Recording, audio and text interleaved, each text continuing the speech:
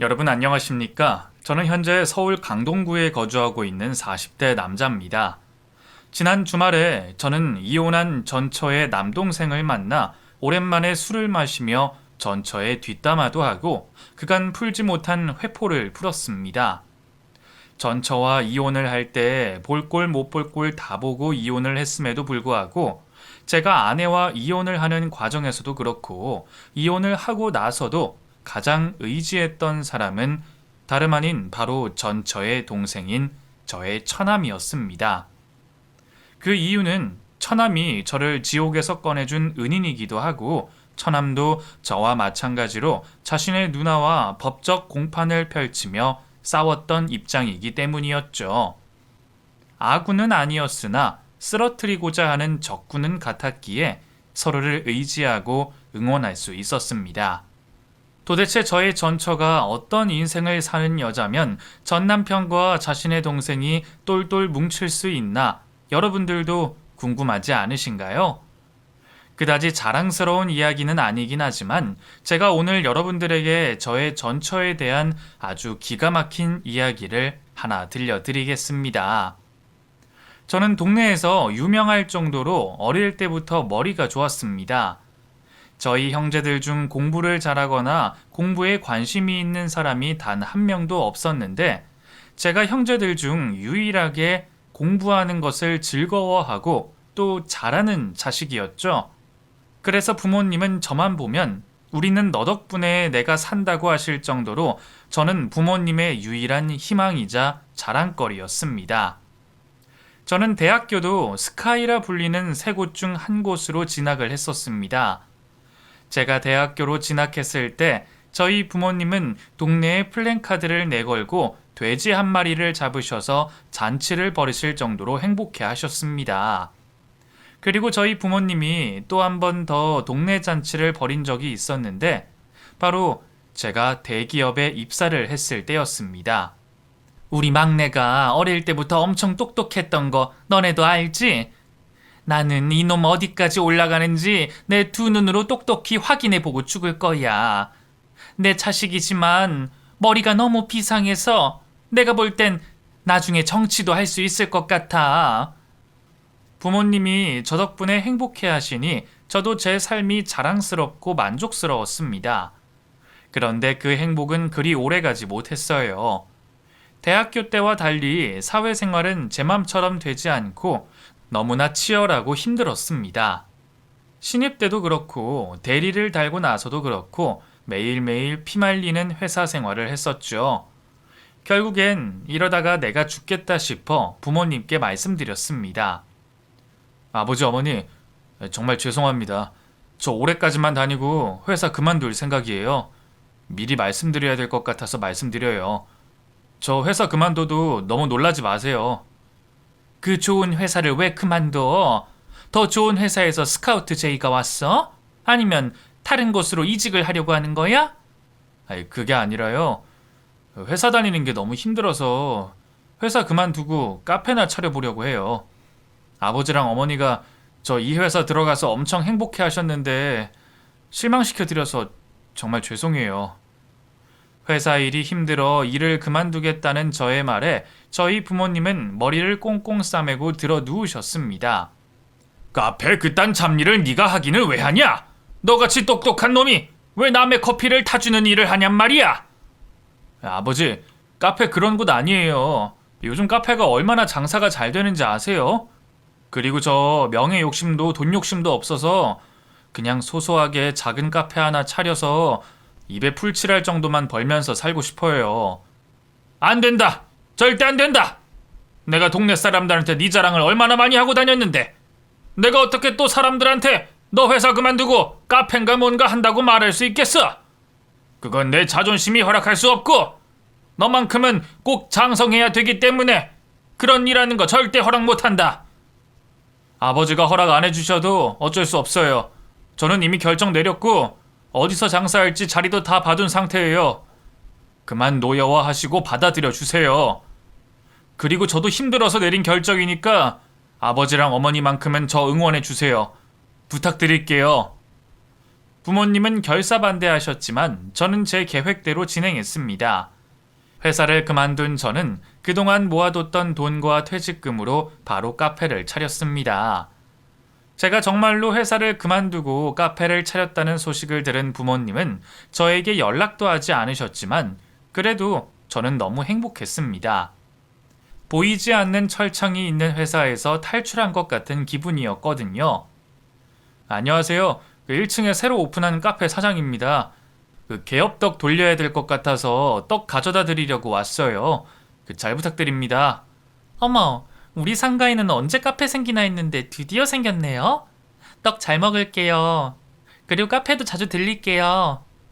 카페 개업에 신이 난 저는 떡을 만들어 상가 건물에 개업떡을 돌렸습니다. 그러다 같은 상가에 있는 네일샵 사장님을 알게 됐죠. 성격이 어디로 튈지 모르는 발랄한 성격의 소유자였습니다. 내향적이고 조용한 저의 성격과 전혀 반대되는 성격의 소유자라 솔직히 보고 있으면 어이없기도 하고 웃기기도 해서 관심이 갔습니다. 사장님, 제가 여기 매출 반 이상은 올려주고 있는 거 사장님도 아시죠? 제가 매일 출석 도장 찍기도 하지만 저희 네일샵에 오는 손님들한테 제가 여기 추천을 엄청 하거든요. 그리고 손님들이랑 친구들한테 샵 들리기 전에 여기서 커피 사오라고 신신당부하잖아요. 아, 그러셨어요? 감사합니다. 그럼 오늘 커피는 제가 감사의 의미로 돈 안 받고 드릴게요. 아니요, 그건 됐고요. 정말 고마우시면 카페 쉬는 날 저랑 같이 등산이나 가요. 우리 동네 뒤에 있는 산 아시죠? 제가 저번 주에 혼자 다녀왔는데 엄청 좋더라고요. 사장님도 쉬는 날 집에만 있지 마시고 저랑 같이 다녀와요. 거절을 하고 싶어도 거절을 잘 못하는 성격이었던 저는 어쩔 수 없이 등산을 함께 하자는 아내의 제안을 받아들이게 됐습니다. 사람과 친해지는데 오랜 시간이 걸리는 저인데 깊은 대화 한번 나눠본 적 없는 사람과 등산을 간다고 생각하니 긴장이 돼서 잠이 오지 않았습니다. 사장님, 오늘 하산하고 여기 있는 막걸리 집에서 막걸리 한잔하고 헤어지는 거 어때요? 사장님 술은 좀 드실 줄 아세요? 등산하고 내려오면 피곤하지 않을까요? 내일 가게문도 열어야 되는데 술을 마셔도 될지 모르겠네요. 뭔 그런 걱정을 하세요. 적당히 조절해서 먹으면 되죠. 그리고 등산하고 내려와서 막걸리를 먹어야 피로가 싹 풀린다고요. 그럼 오늘 막걸리로 마무리하는 걸로 알고 있을게요. 친하지 않는 사람과 등산을 하는 것도 저에겐 힘들고 버거운 일인데 단둘이 마주 앉아 술까지 먹을 생각을 하니 등산에 집중이 되지 않았습니다. 그런데도 아내는 제 옆에서 등산하는 내내 조잘조잘거리며 한시도 입을 쉬지 않았습니다. 사장님, 생각보다 체력이 좋으시네요. 마르셔서 힘이 하나도 없을 줄 알았는데 숨겨진 남다른 힘이 있으신가 봐요. 평소에 운동하는 걸 좋아해서 꾸준히 하고 있어서 그런 것 같네요. 근데 저희 진짜 막걸리 마실 거예요? 당연하죠. 저는 하기로 한 건 무조건 다 지켜야 직성이 풀리는 스타일이에요. 너무 긴장하지 마세요. 그리고 술이 들어가야 더 빨리 친해지는 거 알죠? 아내와 단둘이 술을 마시는 게 걱정이 되기는 했지만 아내의 말대로 술이 들어가고 살짝 알딸딸해지고 나서야 저는 아내를 좀 더 편한 마음으로 바라볼 수 있었습니다. 아내 비위 맞춰줄 정도만 먹고 집으로 돌아가야겠다고 생각했던 저는 그날 만취를 하고 말았고 아내와 깊은 밤을 보내게 됐습니다. 그리고 저희는 그날을 기점으로 연애를 시작하게 됐죠. 자기야, 자기는 나 여자로서 어떤 것 같아? 자기가 표현을 잘 안 하니까 나는 자기의 진짜 속마음을 잘 모르겠어. 뭘 어떻게 생각해? 당연히 좋게 생각하고 있지. 근데 갑자기 그런 건 왜 물어보는 거야? 나 요즘 따라 자꾸 자기랑 결혼해서 같이 사는 상상을 하게 돼. 나는 상상이 현실이 된다고 믿고 있어서 자기만 괜찮으면 나 자기랑 빨리 결혼하고 싶어. 만난 지 3개월 정도 됐을 때부터 아내는 저에게 결혼 눈치를 주기 시작했습니다. 솔직히 아내와 결혼할 생각으로 연애를 시작한 것도 아니고 하룻밤 때문에 얼떨결에 연애를 시작하게 된 건데 3개월 만에 결혼 이야기를 꺼내니 부담스러웠습니다. 우리 만난 지 아직 3개월밖에 안 됐잖아. 결혼은 내년 정도에 생각해도 괜찮지 않을까? 다른 건 몰라도 결혼은 신중해야 될 것 같아. 그렇게 신중한 사람이 그날 밤 그렇게 저돌적으로 다가왔어요? 됐고, 우리 둘 다 나이도 찼고 능력도 되니까 더 따지지 말고 마음 맞으면 바로 결혼하자. 난 자기한테 좋은 아내가 될 자신이 있어. 자기 설마 내가 싫어서 그러는 건 아니지? 아니, 무슨 소리야. 나도 자기 엄청 좋아하는 거 잘 알잖아. 자기도 이제 내 성격 알겠지만 나 안 좋아하는 사람이랑 억지로 만나고 그런 거 못하는 성격이야. 아내와 당장 결혼할 마음은 없었지만 아내가 서서히 좋아지고 있는 건 사실이었습니다. 적극적으로 저를 리드해주는 아내가 너무나 매력적으로 느껴졌거든요. 그런 아내는 연애뿐만 아니라 결혼에도 적극적이어서 저희는 만난 지 1년도 채 되지 않아 양가 부모님께 인사를 드리고 식장을 잡게 됐습니다. 그리고 결혼식 전 처가에 인사드리러 갔다가 처음으로 아내의 남동생을 만났는데 아내보다 6살 어린 처남은 이미 결혼을 한 데다 어린 딸까지 있는 상태였습니다. 우리 재영이가 책임감이 워낙 강해서 말이야. 사고 쳐서 결혼한 건 아니지만 결혼하자마자 아이가 생겨서 비교적 어린 나이에 아빠가 됐어. 근데 자기야, 우리 조카 너무 예쁘지 않아? 아기가 너무 예쁘다. 큰딸은 아빠를 닮아서 그런가 자기를 엄청 많이 닮은 것 같네. 조금 더 크면은 고모를 쏙 빼닮겠어. 그치? 내가 봐도 서연이가 나를 엄청 닮은 것 같아. 재영이는 나랑 안 닮은 것 같은데 유전자가 참 신기한 게 조카는 나를 닮았단 말이야. 그래서 그런지 나는 내 조카가 내 딸처럼 느껴져. 그럴만도 하겠다. 나도 내 조카들 보면 내 자식만큼이나 예뻐 보이는데 자기는 오죽하겠어? 당신을 이렇게 닮았는데 나라도 그럴 것 같아. 처남에게는 4살 난 어린 딸이 있었는데 누가 보면 제 아내의 딸이라고 오해할 정도로 아내의 조카는 아내를 쏙 빼닮아 있었습니다. 하지만 조카들이 자신의 고모나 삼촌을 닮는 일은 흔한 일이라 크게 신경 쓰지는 않았습니다. 그런데 아내는 조카를 예뻐해도 지나치다 싶을 정도로 예뻐했습니다. 자기야, 오늘 백화점에 좀 다녀올게. 혹시라도 우리 가게 손님 자기 카페에 오게 되면 잠시만 기다려달라고 커피 한 잔 서비스로 줄 수 있을까? 그건 문제가 안 되는데 갑자기 백화점은 왜? 당신 급한 일 있어? 나 서연이 옷 좀 사러 가려고. 이제 봄인데 서연이 봄옷 준비해야 될 거 아니야. 아기는 쑥쑥 커서 전년도에 입은 옷 절대 다시 못 입거든. 서연이 옷을 왜 당신이 사러 가? 그게 가게 문 닫고 갈 정도로 급한 일이야? 요즘 애들 옷 인터넷으로도 많이 시키던데 비싼 백화점 옷 사지 말고 인터넷에서 좀 저렴한 걸로 많이 사서 보내줘. 아니야, 나는 이게 좋아. 백화점 옷이 조금 비싸더라도 이런 걸 입어줘야지 애한테 태가 나거든. 그리고 지금까지 서윤이 옷은 거의 내가 다 사입힌 거라 이번에도 그렇게 해야지 재영이랑 올케가 안 서운해. 아내는 저와 쇼핑을 하러 가게 되면 조카 선물을 제 것과 아내 자신의 것보다 몇 배로 더 많이 구입을 했습니다.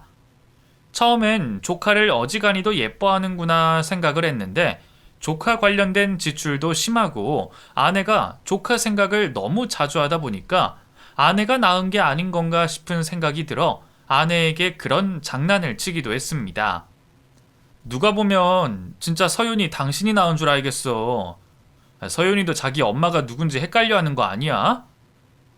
내가 조금 유난인가? 근데 첫 조카고 조카가 하나면 다들 이러지 않나? 그리고 난 사람들이 나보고 유난이라고 해도 좋아. 만약에 내가 아기 못 낳게 되면 나는 내 재산 서윤이한테 다 물려주고 죽을 거거든. 그래도 우리 둘 사이에 아이가 없을 리는 없지. 지금 우리 부모님이 우리 아이 엄청 기대하고 계시는데 우리는 언제쯤 낳으면 좋을까? 당신 언제쯤이면 좋을지 생각해 봤어? 우리 둘 다 나이도 있으니까 하루라도 빨리 준비하자. 결혼 후 저는 아내에게 아이를 재촉했습니다. 그 이유는 대기업 회사를 그만두고 카페를 차린 저에게 큰 실망하셨던 저희 부모님이 저희 결혼으로 노여움을 풀어주셨기 때문이었죠. 결혼을 하는 것과 아이를 낳는 것 또한 큰 효도라면서 말이에요. 부모님이 그 핑계로 저에게 한번 져주신 것을 잘 알았던 저는 얼른 손주를 부모님 품에 안겨드리고 싶었습니다. 우리 둘 나이가 있어서 마음 먹자마자 임신되는 건 힘들겠지만 노력하면 금방 가질 수 있을 거야. 아버님이랑 어머님 보고 조금만 기다려달라고 해줘. 당신도 건강한 아이 낳고 싶으면 운동 꾸준히 하고, 알겠지?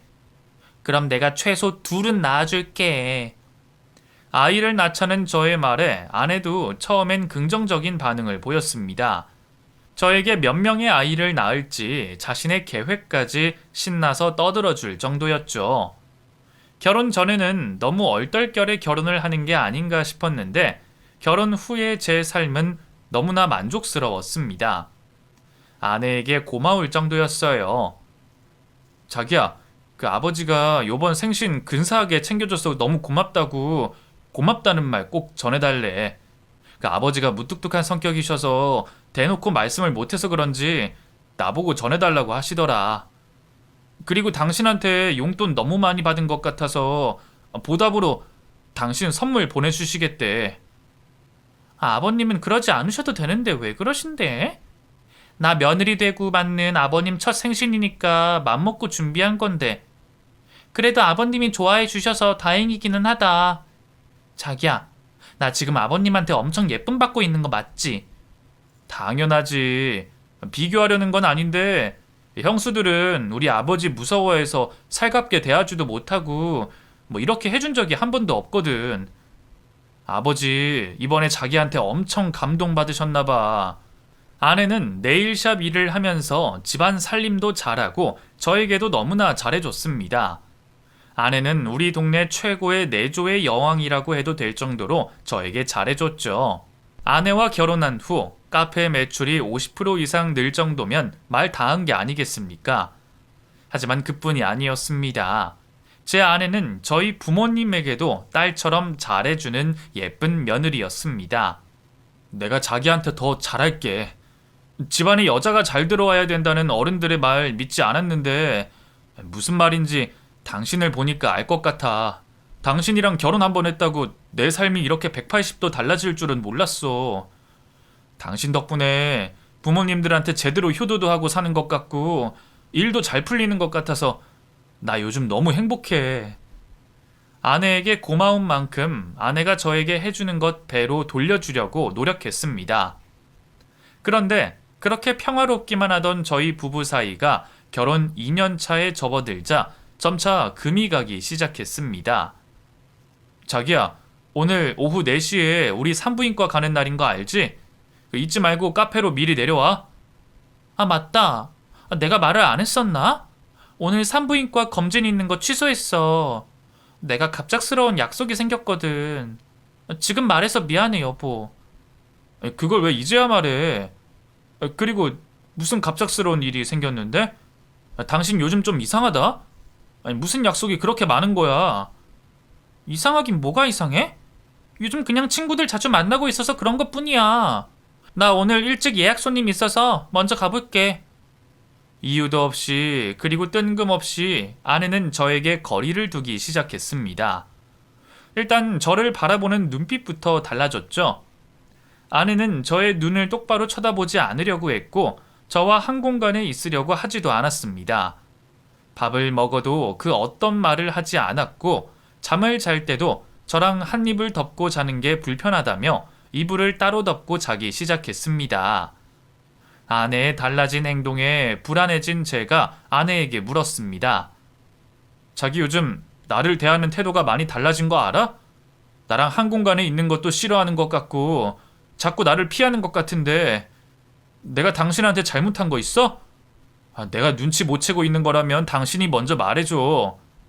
그런 거 없어. 그냥 마음이 예전 같지가 않네. 우리가 연애를 짧게 하고 결혼을 해서 그런지 권태기가 지금 온 것 같아. 시간 좀 지나면 나아질 거니까 당신은 너무 걱정하지 마.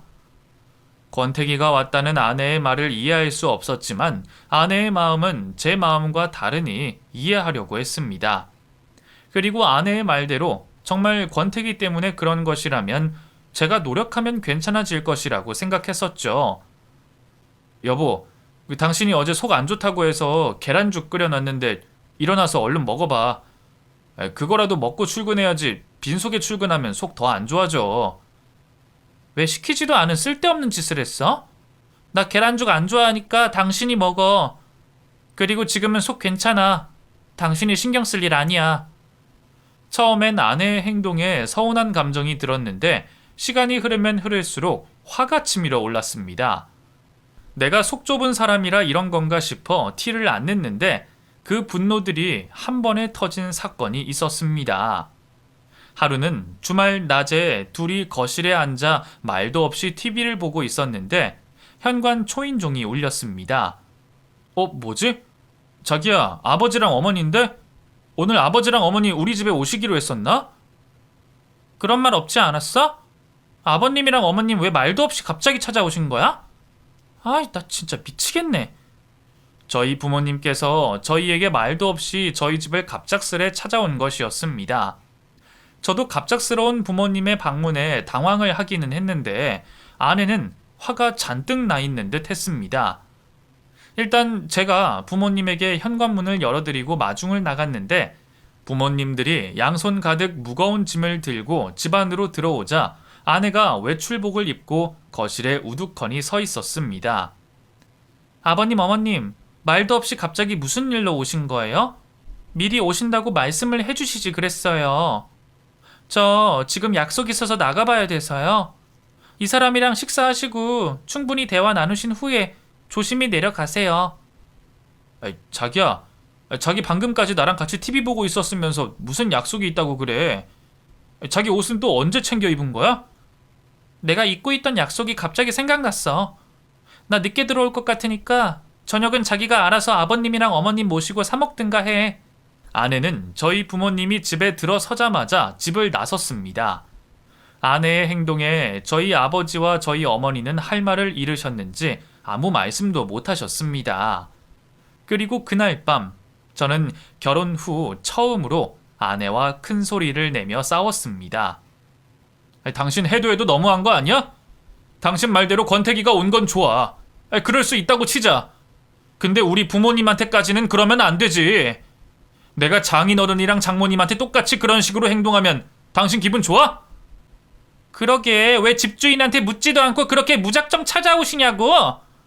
나한테 뭐라고 할 게 아니라 아버님이랑 어머님한테 뭐라고 해야 되는 거 아니야? 우리 아빠랑 엄마는 그렇게 무작정 찾아오지는 않아. 아버지랑 어머니 우리 먹으라고 반찬도 만들어서 그 먼 곳에서 올라오셨는데 갑자기 찾아온 거에 당황스러워도 그렇게 하면 안 됐지. 아버지랑 어머니 당신 때문에 충격받으셔서 자리에 앉지도 못하고 바로 돌아가셨어. 그래서 그게 다 내 탓이라고 하는 거야? 난 내가 뭘 잘못했는지 정말 모르겠어. 당신도 점점 나를 이해 안 해주려고 하는 것 같은데 그럴 거면 우리 잠깐 떨어져 살자. 말다툼을 하던 중 아내는 저에게 별거를 하고 싶다고 말했습니다. 저는 이 싸움이 별거 이야기를 할 정도로 심각한 싸움인가 싶었어요. 매일 불같이 싸운 것도 아니고 이번 처음 한 번 싸웠다고 별거 이야기를 꺼내는 아내를 보며 아내가 그동안 저 몰래 별거를 계속 생각해온 건가 싶었습니다. 별거라니, 별거는 절대 안 돼. 그럴 일은 절대 아닐 거라고 믿지만 당신 설마 나 몰래 다른 남자 만나고 있는 건 아니지? 그래서 나랑 거리 두고 별거 이야기 꺼낸 건 아니지? 다른 남자라니? 당신 내가 매일같이 네일샵에 붙어있는 거 알면서도 그런 소리가 나와? 이번에 알았는데 내가 사람을 좀 금방 질려하는 것 같아. 그래서 당신한테도 질려서 이러는 것 같으니까 당신이 이해해줘. 내가 질렸다는 아내의 말에 기가 찼습니다. 이제 겨우 결혼한 지 2년 차인 아내의 입에서 남편이 질렸다는 말이 나오는 게 가당키는 하냔 말입니다. 일단 저는 아내에게 죽어도 별거는 안 되니 내가 질려도 제 옆에 붙어 살라고 했습니다. 끝까지 자기 고집대로 할 줄 알았던 아내였지만 다행히도 짐을 싸서 집을 나가거나 하는 일은 없었습니다. 그리고 아내는 우리 부모님에게는 불효를 저질러도 자기 부모님에게는 효도를 하고 싶었던 건지 명절이 되자 저에게 저희 집은 안 가더라도 처가는 꼭 가자고 말했습니다. 아내가 미워서 저도 처가에 가기는 싫었지만 그렇다고 저도 아내와 똑같이 행동할 수는 없어 명절에 처가에 들렀습니다. 그런데 아내가 처남과 구석방에서 싸우기 시작했습니다. 누나는 진짜 정신이 나갔어? 도대체 언제 철들려고 그래? 결혼하고 조용히 잘 사는 것 같길래 좋은 사람 만나서 철든 줄 알았는데 누나는 고쳐먹을 수 없는 사람이었구나. 너 말 다 했니? 돈 좀 빌려달라고 한 게 그렇게 욕 얻어먹을 일이야? 힘들 때 서로 돕는 게 형제 아니야? 나는 지금 도움을 요청할 사람이 너밖에 없어서 용기 내서 부탁한 건데 어떻게 네가 그런 식으로 말할 수가 있어? 용기 같은 소리 하네.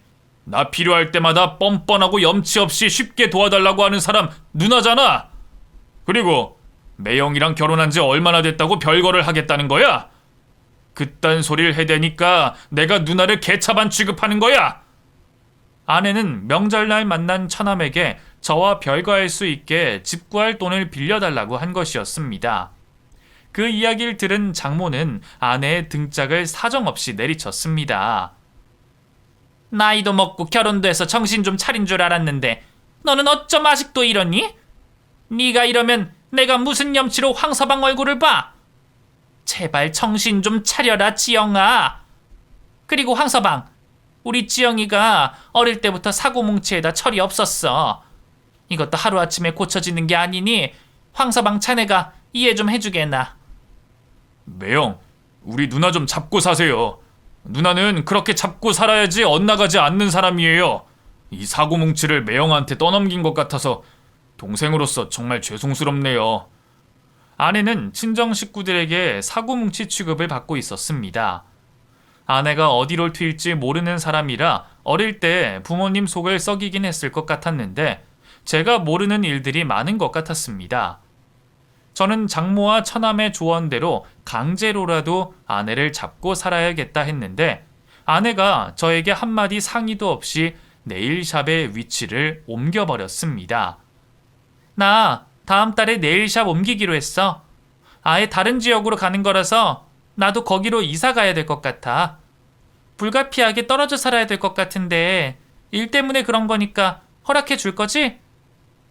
당신 나랑 떨어져 살고 싶어서 별짓을 다 한다. 그치? 나랑 어지간히도 같이 살기 싫었나 봐. 그런 거 아니니까 나 거기서 살 집 좀 구해줘. 방 2칸에 거실 하나 정도 있으면 될 것 같거든? 당신 그 정도 능력은 되지? 자신이 살 집을 구해달라는 아내는 참으로 뻔뻔했습니다. 하지만 그때 당시 저는 아내가 이혼을 요구하는 것보다 차라리 별거를 요구하는 게 더 나을지도 모르겠다는 생각을 했습니다. 이혼을 하면 부모님에게 정말 불효를 저지르는 것이었으니까요. 당신이 집 구해주면 나 혼자 살면서 잘 생각해 볼게. 우리 생각할 시간을 가져보자. 나 혼자 지내다 보면 다시 당신 그리워지고 당신의 소중함을 알게 될 거니까 나 잠깐만 혼자 살게 해줘.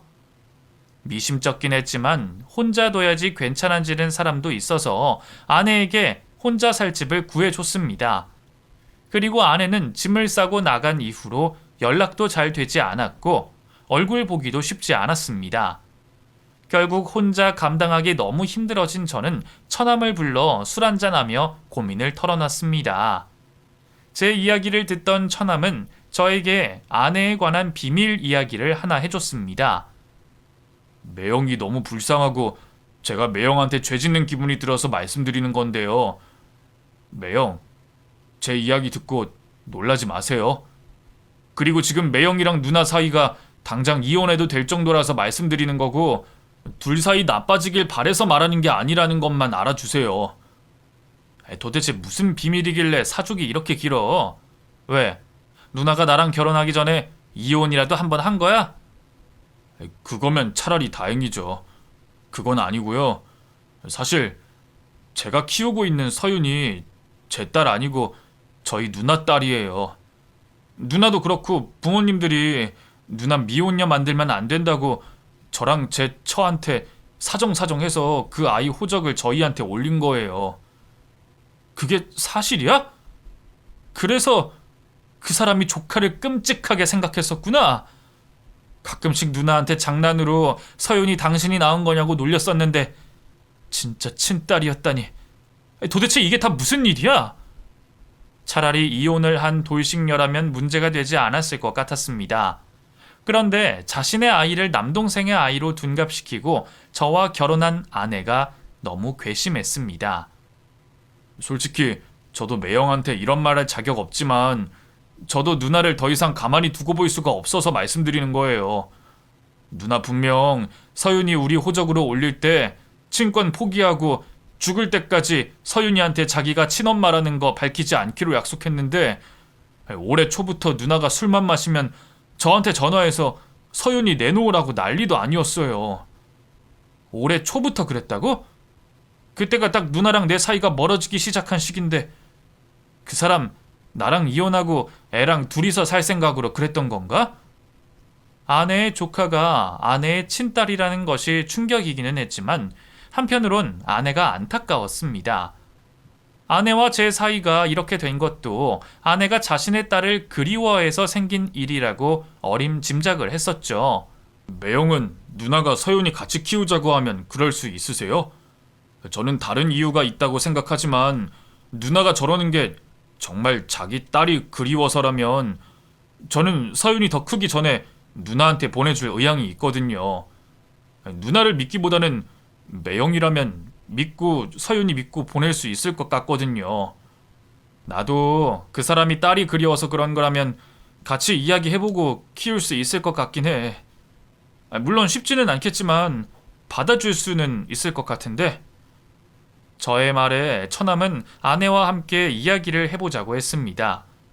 다음날 저는 처남과 아내의 조카를 데리고 아내가 혼자 살고 있는 집으로 향했습니다. 집을 구할 당시에 집주인에게 받아둔 도어록 키가 있었던 저는 집 안에 아내가 있는 걸 확인하지도 않고 문을 열었습니다. 제가 아내의 조카를 안고 집 안으로 들어섰는데 거실에 앉아있는 아내의 모습을 보고 하마터면 아이를 떨어뜨릴 뻔했습니다. 당신 지금 그게 무슨 꼴이야? 그리고 제 입에서는 저도 모르게 비명소리가 튀어나왔습니다. 그리고 곧이어 들어온 처남도 아내의 모습을 보고 소리를 질렀죠. 누나 설마 지금 임신한 거야? 배가 왜 그렇게 불러있어? 누나 진짜 다른 남자 생긴 거였어? 둘 다 말도 없이 여긴 웬일이야? 그리고 당신 이 집 비밀번호는 어떻게 알고 들어온 거야? 당신 이거 주거침입죄에 해당하는 거 몰라서 그래? 누나 미쳤어? 누나랑 매형 부부야. 그리고 여기 매형이 누나 살라고 구해준 집인데 그게 무슨 소리야? 누나 도대체 또 어디서 임신을 해온 거야? 거의 서너 달 만에 본 아내는 배가 불러 있었습니다. 마지막으로 볼 때만 해도 배가 부르지 않았는데 아내가 몇 달 동안 저와의 만남을 피했던 이유가 임신 때문이라는 걸 그제야 알게 됐습니다. 자기야, 일단 내 말 좀 들어봐. 그러니까 나는 자기한테 하루라도 빨리 이야기를 하려고 했는데 용기가 없어서 말 못했던 거야. 임신한 사실을 숨길 생각은 없었어. 당신 애 낳을 때까지 나 안 볼 생각이었어? 그리고 애 낳으면 서윤이한테 그랬던 것처럼 그 애도 다른 사람한테 떠넘기고 나한테 아무 일도 없는 척 하려고 했던 거야? 뭐야, 당신 다 알고 있어? 설마 재영이 제가 당신한테 다 일러 바친 거야? 송재영, 너 진짜 미쳤어? 너 내 동생이잖아. 너 내 동생인데 왜 그 사실을 다 밝힌 거냐고? 너 정말 내 인생 파탄 내고 싶어서 작정했니? 아내는 자리에서 벌떡 일어나 처남에게 달려들었습니다. 그 모습을 보고 아내의 친딸이 소리를 내며 울자 아내가 제 품에 안겨있는 자신의 딸을 뺏어 안아들며 말했습니다. 나 서윤이 아빠랑 다시 합쳤어. 우리 지금 이 집에서 같이 살고 있고 지금 내 뱃속에 있는 이 아이도 그 사람 아이야. 지금 임신한 지 6개월 됐어. 당신도 재영이도 다 알게 됐으니 하는 말인데 나 그 사람이랑 우리 두 아이랑 같이 살 거야. 그러니까 당신은 나랑 이혼해주고 재영이 너는 서윤이 나한테 다시 돌려줘. 아내의 말이 끝나기 무섭게 처남은 아내에게서 아이를 뺏으려고 했습니다.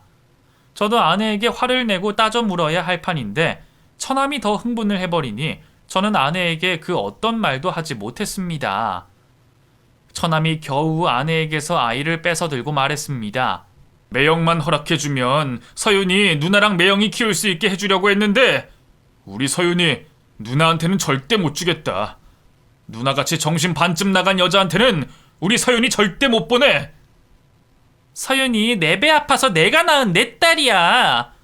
서윤이도 내가 자기 친엄마인 거 알면 너 버리고 바로 나한테 올걸? 너 서윤이한테 더 정들기 전에 다시 나한테 돌려줘. 아니, 우리 서윤이가 미쳤다고 누나같이 미친 여자를 따라가겠어? 누나, 내가 누나 절대 가만히 안 둘 거니까 그렇게 알아. 그리고 매형은 누나한테 무슨 할 말 없어요? 드디어 저에게 발언권이 오기는 했지만 아내에게 딱히 하고 싶은 말은 없었기에 저는 딱 한마디만 했습니다. 나 절대 곱게 이혼 못해줘. 당신이랑 당신이 나 몰래 만나고 있던 그 남자 그리고 당신 뱃속에 있는 아이 인생까지 내가 개박살 낼 거니까 각오해. 그 뒤로 저는 아내에게 이혼 소송을 걸었습니다. 그리고 처남은 아내와 아이의 친권을 두고 법정 싸움을 하게 됐죠. 처남과 저는 그 과정에서 서로 증인도 대주고 도와가며 아내와 법정 싸움을 했습니다. 저는 제가 바라는 대로 무사히 아내와 이혼을 하게 됐고 처남도 아이의 친권을 지켜낼 수 있었습니다. 그러고 나서 한참 후에 만난 처남에게서 충격적인 아내의 소식을 듣게 됐습니다. 매형, 그 얼마 전에 누나가 또 전화 왔거든요? 근데 저보고 뭐라는 줄 아세요? 왜? 돈 좀 보내달래? 아니면 아직도 서윤이 내놓으라고 난리 부려? 차라리 그런 거면 무시하면 되니까 상관없는데 아니 글쎄 누나가 저보고 둘째를 키워달라는 거예요.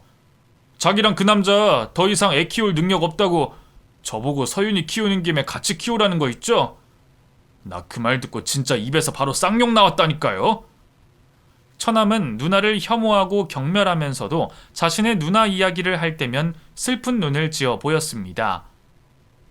솔직히 아이가 무슨 죄가 있나 싶고 그 아이가 너무 불쌍하지만 그렇다고 해서 제가 그 아이를 서윤이처럼 받아줄 수가 없어요. 절대 그래서도 안 되고요. 저는 그냥 제발 우리 누나가 정신을 좀 차렸으면 좋겠어요. 그 사람은 왜 애를 못 키우겠다고 하는 거야? 그 남자랑 갈라서기라도 했대? 그 남자는 진작에 직장 따위 없는 백수였고요. 누나는 매형이랑 이혼하고 위자료 물어준다고 네일샵 넘겨서 남은 돈이 없다고 하더라고요.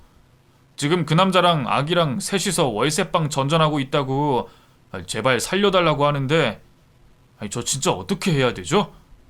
머리로는 안 되는 거 알면서도 마음으로는 아기가 계속 신경 쓰여요. 저는 처남을 위한 조언을 해줬습니다. 신경이 쓰이고 마음은 아프더라도 누나와 연을 끊고 살라고 말해줬죠.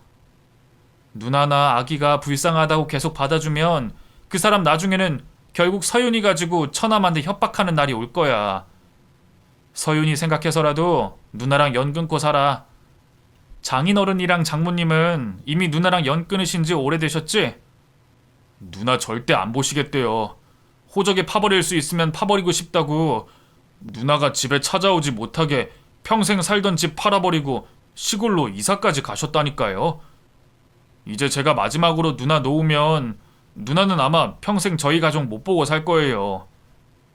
처남, 힘들어도 그렇게 해.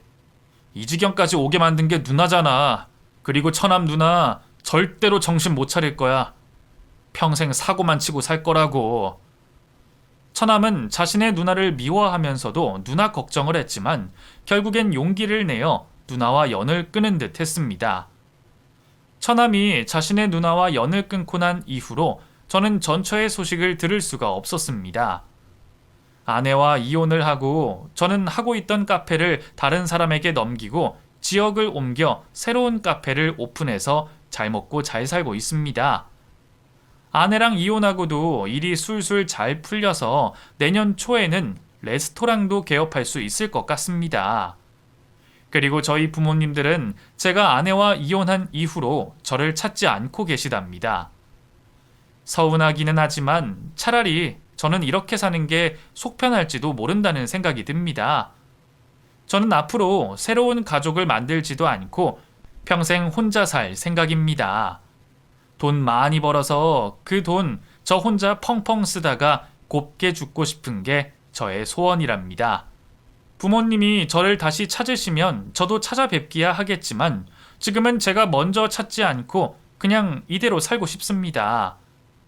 불효자 소리 들어도 어쩔 수 없죠 뭐. 이미 불효를 저지를 만큼 저질렀으니 말이에요. 여러분들도 나를 힘들게 하는 사람이 있으면 가족이든 뭐든 그냥 끊어내버리십시오.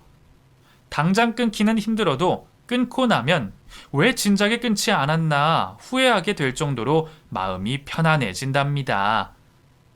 나를 힘들게 하는 인간관계는 제가 놓으면 다 끝이 나는 관계라는 것을 잊지 마세요. 감사합니다.